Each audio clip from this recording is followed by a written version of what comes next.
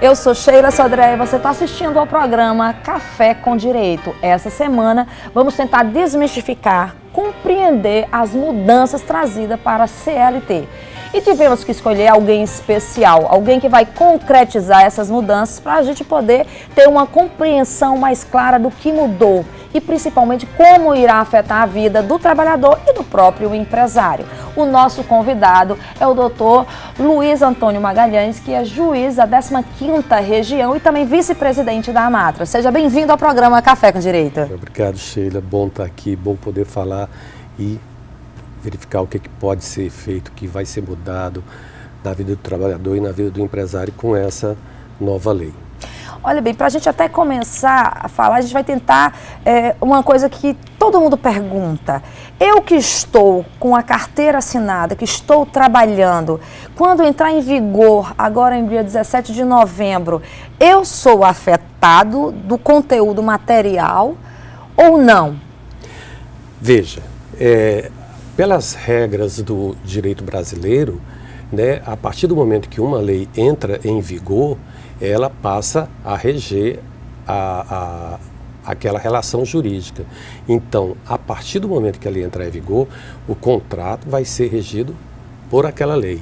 O período pretérito, já que a lei não retroage, sim, vai continuar sendo regida pela lei, pela CLT, que será a CLT antiga, serão aqueles artigos que já não mais existirão, né? Respeitado, obviamente, a prescrição futura. Claro. E aí o que acontece? O pessoal fica nessa segurança dos processos que estão já tramitando no judiciário, aí já em relação àquelas mudanças que foram grandes, são grandes em relação a processo. Né?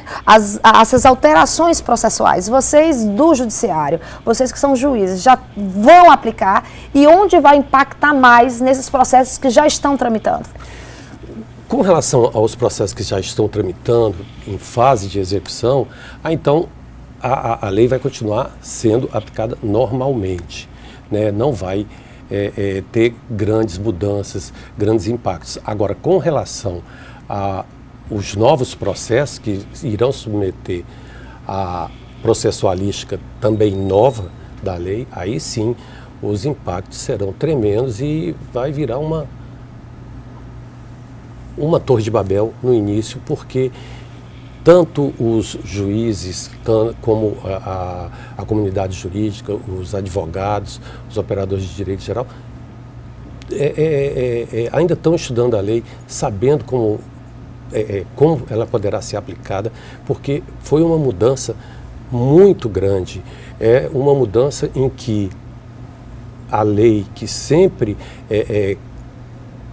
cuidou de apresentar alguns requisitos que favoreceriam, em tese, ao empregado por ser ele a parte mais fraca da relação, modificou totalmente e agora vai passar a lei a criar hipóteses de proteção a quem não precisa, que é o empregador, né? Para a nova lei, o empregador que seria o, entre aspas, o hipossuficiente, quando na realidade não há necessidade disto, né? Quando você vai estudar algumas alterações, realmente fica até patente, até de forma bem visível, essa proteção. Você vê isso com algumas dificuldades, como, por exemplo, a questão das custas processuais e o conceito de hipossuficiente, né, que antes bastava uma declaração, para ter acesso à Justiça do Trabalho. Agora se tem um teto, né? Vamos deixar claro qual é esse teto para você, trabalhador, que precisar buscar ter acesso à Justiça do Trabalho. Agora, uma simples declaração de hipossuficiência, né, ela não é mais suficiente para você não sofrer, né, além de pagar as custas, também os honorários da sucumbência. Como é que ficou esses limites? É verdade. Pela a nova redação da lei, desde que você ganhe 40% do teto da Previdência, que é o teto da Previdência 5 e pouco, então aquele trabalhador que ganha mais de R$2.000, ele vai ter que pagar custos, vai ter que pagar perito, gente, que é uma coisa também, com custo, né? E isso eu acho que vai, em princípio, dificultar o acesso do trabalhador à justiça. E aí o juiz vai ter que decidir se esse artigo de lei é constitucional, porque toda lei obedece à Constituição. E a Constituição diz que o Poder Judiciário não pode se furtar de julgar qualquer demanda que venha a ser apresentada, né? E o direito de ação é um direito constitucional para todos. Então, esse artigo que impede o trabalhador de acessar livremente a justiça vai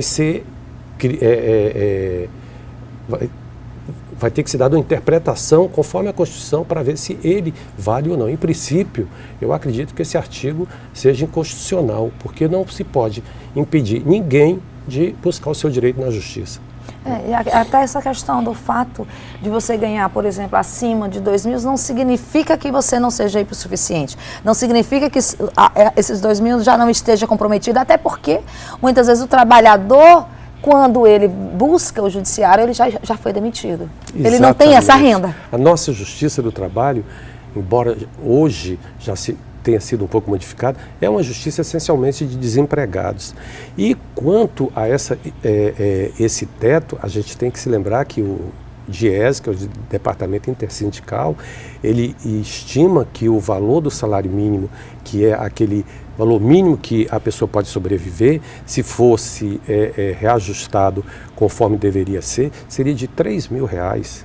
Então, a pessoa que ganha R$2.000, na realidade, mal vive.